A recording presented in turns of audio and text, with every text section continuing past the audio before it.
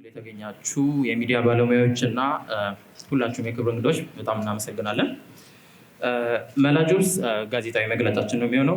ለሀገር ውስጥና ለዓለም አቀፍ እድሎች ለማስመልከት ዘመናዊ መንገድ መላጆብስ በማስተዋወቅ ለአዲስ አበባ መላጆብስ ኢትዮጵያን ስራ የሚፈልጉበትና የሚያመለክቱበት መንገድ እየቀየረ ይገኛል። ተጠቃሚዎች ለሀገር ውስጥ የስራ ማመልከቻ ከ10 ብር በመጀመር ለዓለም አቀፍና ለኢንተርናሽናል ስራዎች ደግሞ በ50 ብር በመጀመር በመላጆብስ መድረክ በቀላሉ ማግኘት ይችላሉ። ይህም ለሙያ እድገት ተመጣጣኝና ቀልጣፋ መግቢያ በር ነው።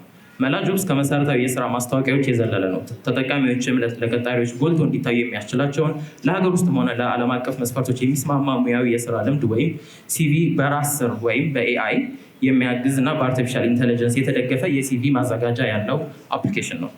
መድረኩ በተጨማሪም ተጠቃሚዎች የስራ ጉዞአቸውን እያንዳንዱ ደረጃ ከመግለጽ መፍጠር ጀምሮ እስከ ቃለ መጠይቅ ማዘጋጀት ድረስ የሚመራ በኤአይ እና በቻትቦት የታገዘ የሆነ መተግበሪያ ነው።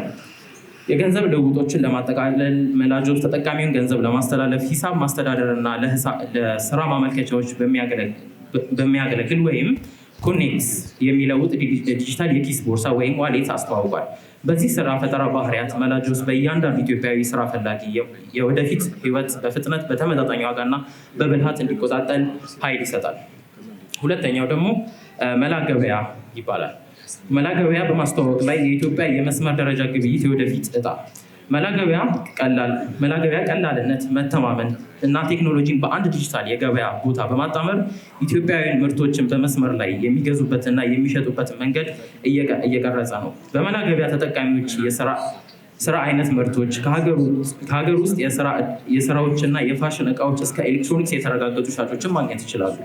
በኢትዮጵያ የኢኮሜርስ ትልቁ ችግሮች አንዱ ያልተስተካከለ የእቃ ክምችት ወይም ኢንቨንተሪ እና ጥቅም ላይ ያልዋሉ ጥሬ እቃዎች ናቸው። መላ ገበያ ይህን ችግር የሚፈታው ትንታኔዎችን ማለትም አናሊቲክስ እና ብልህ የስራ ክምችት አስተዳደርን በማቅረብ ነው። ይህም ሻጮች ብክነት እንዲያስወግዱና ስራቸውን በቀልጣፋ እንዲያደርጉ ያግዛል።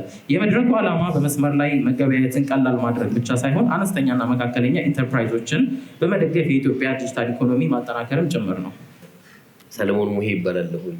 የማታውቁኝ ካላችሁ የምታውቁኝ ደግሞ ድጋሚ ነገርኳችሁ። ከዛ በተረፈው የመላጆብስ እና የመላ ማርኬት እንግዲህ ብራንድ አምባሳደር ነኝ።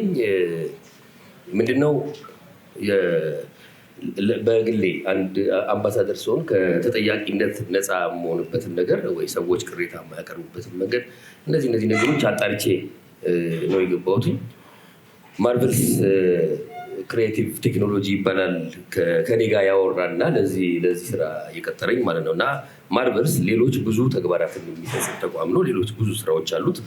አሁን ግን በቃ ዛሬ ላውንች ያደረገው አንዱ እንትን ነው። እሱም ነው አንድ የአውቶቡስ ተጎታችሁ አውቶቡስ ታውቁታላችሁ አይደል? እሱ አውቶቡስ የሚነዳ ዘመድ አለኝ፣ በጣም የቅርብ ዘመዴ እና ጓደኞቹ ሲጠርቡት በአንድ ደሞዝ 2 መኪና ምዝነዳ ይሉታል። እና እኔንም እንግዲህ በአንድ የብራንድ አምባሳደር የሁለት ነው የሆንኩትኝና የመላ ገበያ እና የመላጆብስ ማለት ነው። እና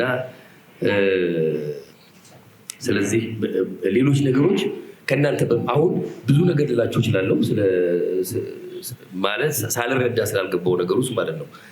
የእናንተንም ጊዜ እንዳንፈጅ ጥያቄዎች ይምጡ፣ በጥያቄዎች ብንመልስ ይሻላል። ዝም ብሎ እንድታውቁት ክፍተት ያለበት ዘርፍ ነው። በተለይ መጀመሪያ ሲነግሩኝ የሳቤ መላጆብስ የስራ አጥነት አንዱ ችግራችን ነው። ስለዚህ ሰዎች ስራ ለማግኘት የሚሄዱበት መንገድ የሚንከራተቱበት መንገድ ብዙ ነው እና ስለዚህ ስራዎችን በአንድ ቦታ ሰብስቦ ከዛ መረጃ ማግኘት መቻል እሱን ቼክ አድርጌያለሁ።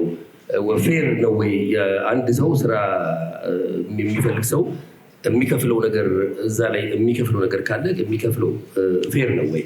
እነዚህ ቼክ ማድረግ ፈልጌያለሁ። ምክንያቱም ያው ዝም ብሎ አሁን አምባሳደር ለመደረግ ዝም ብሎ አይደለም። አሁን ከቤት ተጠርቼ አይደለም እስከዛሬ የለፋሁበት የመጣሁበት መንገድ አለ። ሞክሬያለሁ እሱ እንዳይናድ። እነዚህ ነገሮች ለማረጋገጥ ሞክሬያለሁ። በተለይ አንደርስታንድ ላደርገው ያልቻልኩት የነበረው መላ ማርኬቲንግ ነበር። እሱን እስኪገባኝ በደንብ አውርተናል። በደንብ ዲስከስ ያደርግባቸው ነገሮች ለምሳሌ አሁን በተለይ የቤት ሽያጭ ላይ ምናምን ያሉ ነገሮች ያልተገነባ ቤት ገንዘብ ይከፈልበታል። ስለዚህ እነዚህ ነገሮች ክሊር እንዲደረጉ ዲስከስ አድርገን እነሱም እግዚአብሔር ይስጣቸው ቀጣሪዎቼ በእድሜ በጣም ታናሾቼ ናቸው እና እንደ ታላቅ ወንድም በደንብ ሰምተውኛል። ምንድነው ያልተሰራ ቤት መሸጥ የማይታይ ቤት የሚሸጥ ተቋም ከሆነ በግሌ ኢንቮልቭ አላደርግም የሚል ነገር ነው የነገርኳቸው። እነሱም ይሄን ነገር በደንብ ነው የተስማሙት። እነዚህ በተቻለ የስራ ሲሰራ ያው ታውቁታላችሁ፣ እኛ ያላየናቸው ክፍተቶች ወደፊት ይመጣሉ፣ እነሱ እየተሞላ እንዲሄድ። ስለዚህ በአንድ ዓመት የምቆየው የአንድ ዓመት ቆይታ የሚሆነው ከነሱ ጋር እንግዲህ በዚህ መንገድ ነው የሚሆነው። በተረፈ ጥያቄዎች ይንቱ ከእናንተ ስለመጣችሁ እጅግ በጣም ነው የማመሰግነው ሁላችሁ። ተብሎ አይገባም የሆነ ነገር ውስጥ ይሄ እድሜ ያለውበት እድሜ ጥሩ ትዳር ያለ ልጆች ያሉ ምናምን የሆነ ነገር ውስጥ ሲገባ አብረው ይጉላላሉ። ስለዚህ እንደሱ በተቻለ ደግሞ ከዚህ ቀደም በንጽህና ምንም ባለማሰብ ስራ ነው ብሎ በማሰብ ብቻ አምባሳደር ሆኖ ያላሰቡ ችግር የገጠማቸው ወዳጆች አሉ። ከነዚህ በመማር ልክ አሁን እናንተ የጠየቃችሁ አብዛኞቹ ጥያቄዎች ጠይቅ ነበር እኔ። አንዱ ነገር ምንድነው ስለዚህ በዛ ምክክር መሰረት አሁን ወደዚህ እናንተ ጋር መተን ከመውራታችን በፊት የወሰናቸው ከኔ ጋር የወሰናቸው ነገሮችም ነበሩ። አንዱ ነገር የትምህርት ማስረጃ የሚባለው ቅድም አሁን ሰውየውን እናውቀዋለን ነው የሚለው። አንዳንድ ጊዜ የትምህርት ማስረጃ የሚፈልጉ ዘርፎች አሉ። የሰውየው ሙያውን ብቻ የሚፈልጉ አሉ አይደለ? ባለሙያነቱን ብቻ። ከዛ ባሻገር ግን የትምህርት ማስረጃ የሚፈልጉ ነገሮች ካሉ እነሱ ሌጋል ለመሆናቸው በጣም ማለት ህጋዊ ለመሆናቸው ከሚመለከተው አካል ጋር ለምሳሌ ከትምህርት ሚኒስቴር ጋር መሰራት አለበት በሚል ደብዳቤ ሰጥተን እነሱ ይሄን ነገር እኛ ራሱ መቆጣጠር የምንችልበትን ሌላ ቴክኖሎጂ እየሰራን ነው፣ ኪዋር ኮድ እኛ ራሱ እየጀመርነው ነው የሚል መልስ ሰጥተዋቸዋል እነሱ። ስለዚህ እነዚህም የሪስክ ለመቀነስ የተቻለው ነገር ተደርጓል። ቅድም እንዳሏችሁ ሌላው ከቴሌ ጋር እንደዚሁ ከቴሌ ጋር የሚሰራበትን መንገድ ነገሩን እንዲቀል ለምሳሌ ተች ሞባይል መጠቀም የማይችል ምክንያቱም አንድ ሰው ተች ሞባይል ካለ ዝቅተኛውን ማሰብ አለብን የስራ ዘርፍ ስንፈልግ። ስለዚህ ተች ሞባይል መጠቀም በተን ሞባይሎችን መጠቀም ለሚችልስ የሚል እንደዚሁ ዲስከስ አድርገን ስለዚህ በአጭር ቁጥር ከቴሌ ጋር የሚሰራበትን መንገድ አሁን ያው በጣም ብዙ የአጭር ቁጥር ጥያቄዎች አሉ፣ በጣም ብዙ ወረፋዎች አሉ። እነሱ ግን እየተሄደበት ያለ ነገር ነው። ሌላው አምባሳደር ለመሆን ምን ያህል እርግጠኝነት ያስፈልጋል? ፊት ለፊት የምትታዩ አንተን አይነት ጥያቄ ነው። ስለዚህ ብዙ እሱ ላይ እንዳልኳችሁ አሁን ያልኳችሁን አይነት ጥያቄዎች ጠይቃለሁ።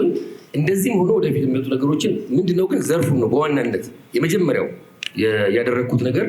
ስራ ህመም ነው እኛ ሀገር እና የእውነት ሊሰራበት የሚገባ ሌሎች አሁን እንደው ያለ ጥናት ማውራት ልክ ስላልሆነ እንጂ ለብዙ ነገሮቻችን ለስደቱ ለምኑ ለእነዚህ ሁላ መነሻዎች ካፒታል ጥረት ነው አድርገን ምንም አይደለ። አንዱ ችግር ድህነታችን ነው። ስለዚህ በቂ ስራ ቢኖር እንደ ልብ የምንሰራበት መንገድ ቢፈጠር ሌላው እውነት በቃ ለዚህ ነገር አምባሳደር እንደሆን ሳስብ ሌላው ሰዎች ለፍተው እንኳን ስራ ቢያገኙ ጥሩ ነው። ቢያንስ እሱን ልፋታቸውን መቀነስ ቤታቸው ሆነው መረጃ የሚያገኙበት። አንድ ሰው በአማካይ ከቦሌ ተነስቶ ፒያሳ ደርሶ መልስ ቤት 50 ብር እና ከዛ በላይ ሊያወጣ ይችላል ታክሲ። በአማካይ ትላንት ቼክ እያደረግን ነበረ 60 ብር አካባቢ ምናምን እየጠየቁ ነበር፣ አብረን እያወራን ነበር እና 60 ብር አካባቢ በአማካይ ታክሲ መደበኛ ታክሲ ቢጠቀም እንደው ከባሱንም ትተነው ማለት ነው እና አውቶቡስ ሲሆን ሊቀንስ ይችላል ከዛ። ስለዚህ እንደዛ እንትን ከሚል የስራ ማስታወቂያ መረጃዎች የእሱ መረጃዎች እዛ ላይ ሲያስቀምጥ ፌር መሆን አለበት ዋጋው። እሱን ዲስከስ አድርገን የተደረገው 12 ብር ነው የእሱ መረጃ እዛ ላይ ለሚቀመጥበት ማለት ነው። ይሄ አሁን ምናልባት 100 ብር ከዛ በላይ እንደዚህ አንድ ስራ ፈላጊን የሚጎዳ የፈለገ የበለጠ እሱን የሚበዘበዝበት መንገድ ቢሆን አምባሳደር ላልሆን ይችላሉ። ስለዚህ እነዚህ በተቻለ የአምባሳደር ሲሆን ያጣራዋቸው ነገሮች አሉ። አንድ ሰው ስራ እንዲያገኝ የማመቻቸት ተግባር ስለሆነ ነው። ዘርፍ ጠቅሶ እንትን ማለት ልክ ስላሉ እንጂ የማይኮንባቸው አምባሳደር ብራንድ አምባሳደር የማይኮንባቸው ዘርፎች አሉ። አሁን እኮ አስጊ ነው። የበጎ አድራጎት ድርጅት አምባሳደር መሆን ዝም ብሎ ነገር ደስ ይላል፣ ቀላል ነው አይደለ? ግን በደንብ መጣራት ያለባቸው ውስጥ እውነት ተረጂዎች በትክክለኛው መንገድ ይረዳሉ ወይ?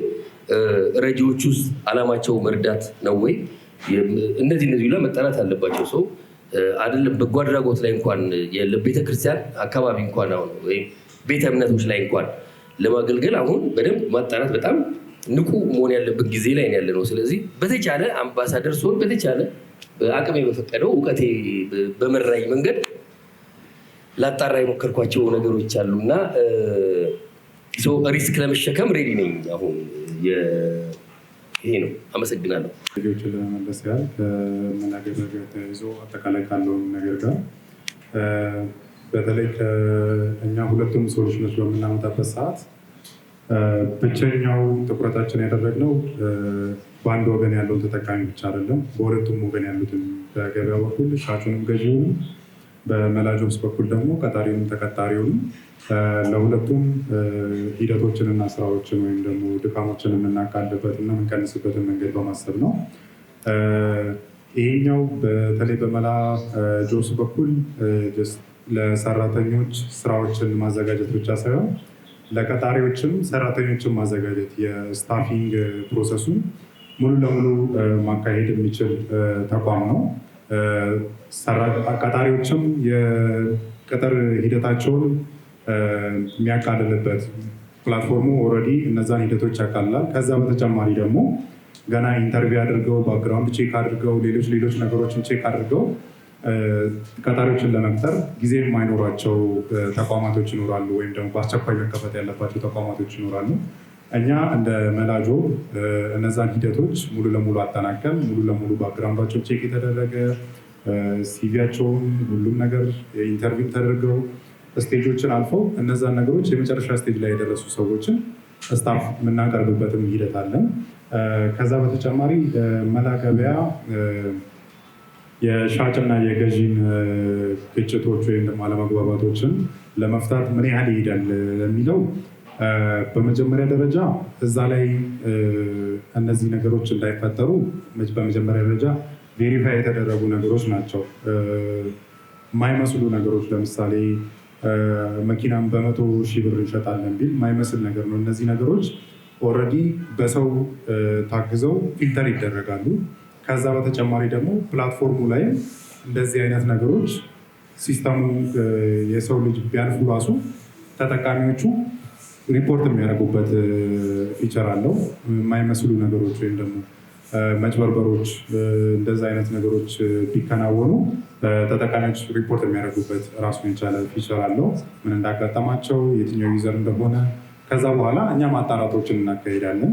ማጣራቶችን ስናካሄድ እነዛ ነገሮች በትክክል እነዛ ጥሰቶች ተከናውነው ከሆነ ያንን እስከ መጠየቅ ድረስ፣ ከዛ በተጨማሪ ደግሞ ከፕላትፎርሙ ላይ እነዛን ነገሮች ሻጩን እስከ ማውረድ ድረስ እነዛን ሂደቶችን እንከተላለን ማለት ነው። አሁን የፊርማ ስነስርዓቱ ማለት ነው። የካሜራ ባለሙያዎች ትንሽ ቀረብ እንዲላችሁ የተወሰነ ጠጋውት ነው። አሁን የፊርማ ስነስርዓቱ የተካሄደ ነው።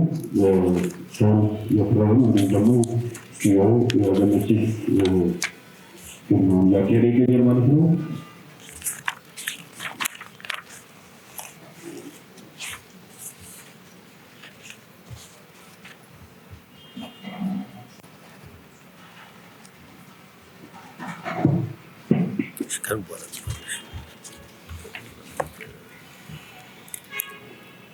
ተመልካቾቻችሁ ከፍቱንና የተፈራረማችሁበትን ተጠቃሚው ጋብዛሉ። ለካሜራ አሳዩልን። ለካሜራ ምናልባት እሺ አንዴ ለካሜራ የመጀመሪያ ተቀባበሉ። ወደ ካሜራው እናሳያቸው። እሺ